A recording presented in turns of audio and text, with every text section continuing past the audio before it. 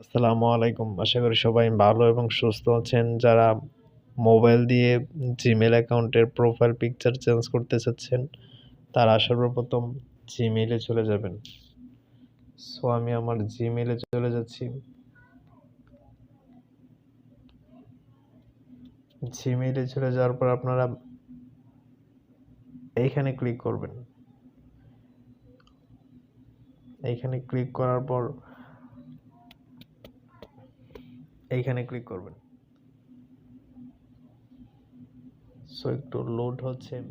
একটু সময় চলে আসবেন, সেখান থেকে আপনারা আপনাদের প্রোফাইল পিকচারটা সিলেক্ট করে নেবেন।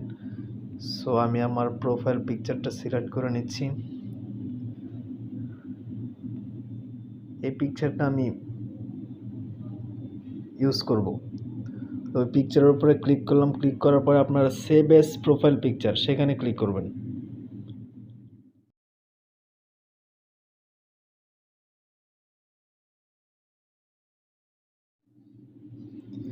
দেখতেই পাচ্ছেন আপনাদের প্রোফাইল পিকচারটা চেঞ্জ হয়ে গিয়েছে।